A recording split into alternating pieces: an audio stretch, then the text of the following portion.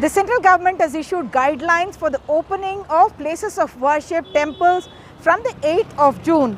Lakhs and lakhs of devotees of the Tirumala Tirupati Balaji temple, Venkateshwara Swami temple are in fact waiting for a darshan of Lord Balaji. I am joined now by the Tirumala Tirupati Devasthanam chairperson, Mr. Y.V. Subbareddy. Mr. Reddy, thank you so much for joining us. Tell us what kind of preparations are underway for the opening of the temple. Namaskaram Amma. All these days we have been waiting for the instruction from both central and state governments. We are preparing social distance to be maintained in the queue line also.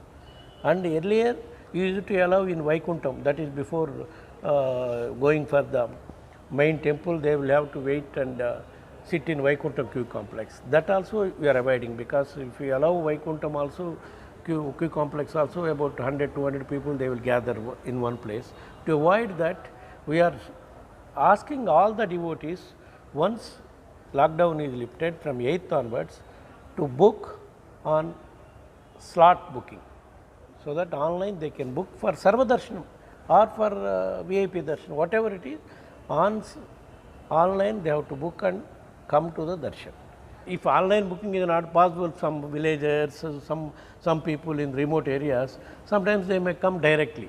Even for those people, we are going to have a registration counter at Tirupati itself, at Alipiri gate. There they can register and they will provide accommodation there itself. They can stay there, maybe half day, one day they might have to stay. Once their turn comes, they can start climbing the hills. I know that in usual times there are at least 80,000 to 1 lakh visitors to the Tirumala Tirupati Devasthanam temple. At this time, what kind of numbers will be allowed? Immediately we are planning to have at least, to begin with, 10,000 people and slowly improve to 25 to up to 30. That's all, maximum number at this juncture. Beyond that, it is not possible for another 2-3 months. Within the system only we have to organize everything, because, and moreover, we are asking all the devotees to wear masks mustly and to use sanitizers and to maintain social distance at least 5 feet. And in the queue lines also you are making changes. To each devotee will have 5 feet distance in the queue line also. That's why you are making arrangements also in the queue line. So you are saying the entire screening will have to be done before they in fact climb the hill, the Tirumala hill, and the screening will happen actually at Tirupati itself. Because we prefer devotees, they should not get crowded on Tirumala hills. As of now, Tirumala hills is in green, Tirumala is totally in green zone, ma'am. The problem is if you get huge numbers of crowd in one place, devotees especially, possibilities of getting this coronavirus is more. That's why we ask we are requesting we appeal the devotees not to come in groups. If at all you come in group also, but come to Tirumala one after one as per the norms specified by our authorities and have darshan and get back to Tirupati. Definitely we are starting mandatory screening from Tirupati itself. That means at Alipiri itself we are going to have screening, testing, doctors will check there, then only they will allow you to climb hills.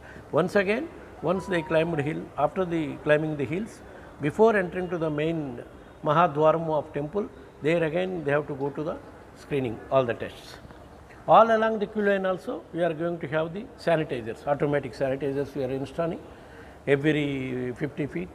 So they can use sanitizers before going to the main temple, main Mahadwaram. Tirumala Tirupati, of course, is the biggest temple and the richest as well, most visited as well.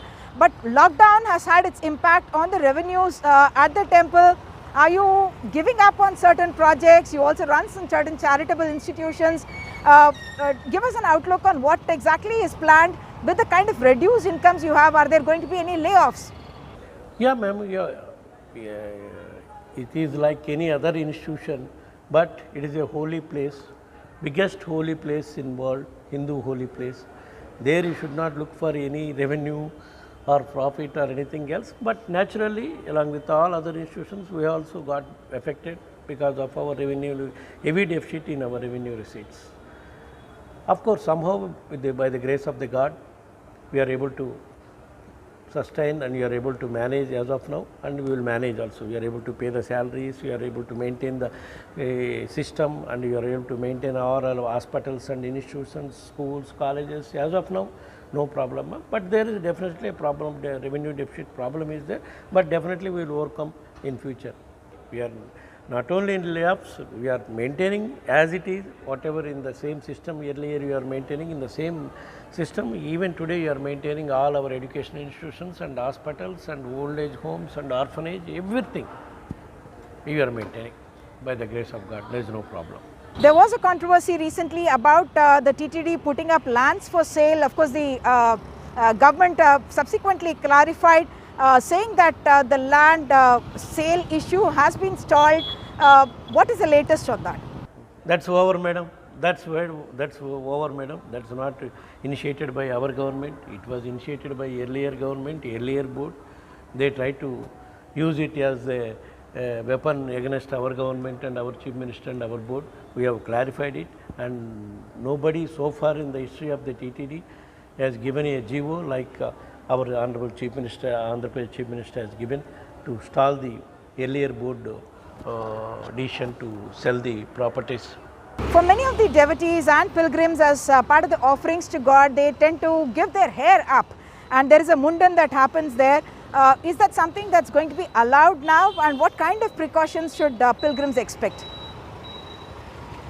We will continue to have that hair, this thing thundering, but only thing is we are going to have the different norms and conditions to be followed in that Kalyan Katta also. That's called Kalyan Katta, where they will give their hair. That means sterilization of blades, and that barbers will be properly, they should wear the PPAs, personal protection equipment, all those things conditions we are imposing, and we will follow that guidelines.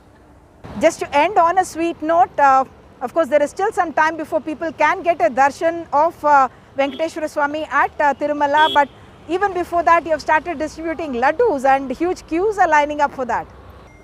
Almost for last 2.5 months, ma'am, all over the India, we have a lot of devotees of Lord Balaji, Lord Venkateshwara. They could not have the darshan of Lord Venkateshwara because of the lockdown and because of the prevailing COVID conditions. So in the process, what happened, every devotee is looking for whenever they want to have the darshan as early as possible.